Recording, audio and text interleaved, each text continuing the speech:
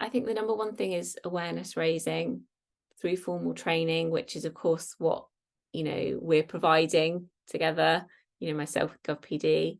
Within that training, being informed about how to react, how to respond, things to say, not say, how we can reduce the stigma around this, how we can manage the triggers. And then I'd say workplaces need to have a formal but flexible and inclusive policy. Think about the language there, just so that people are aware of their rights, and so that it normalizes this as something that is quite prevalent, actually.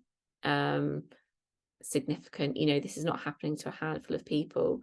So yeah, I think those are the two main things in work.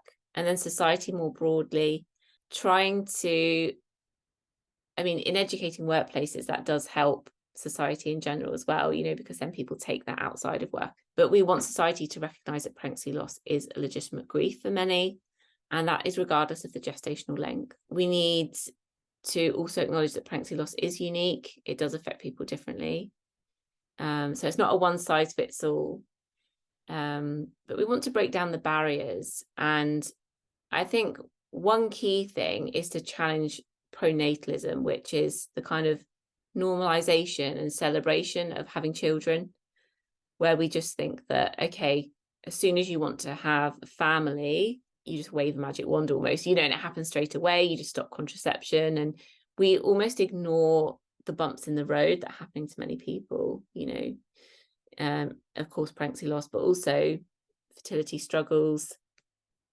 So what I would really like to see is this entering different conversations as well. So maybe sex education at school, maybe families talking about it, normalizing it more in everyday media, which I'd say there is an improvement there, to be honest. You do see more people speaking out. Michelle Obama spoke out about miscarriage.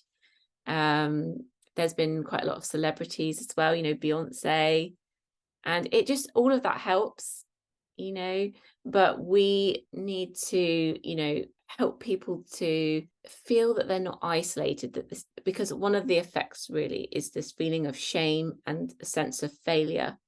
So in doing all of these things, with the workplace and society more broadly, we can help people to not be isolated in their experiences, because we know that's happening all too often.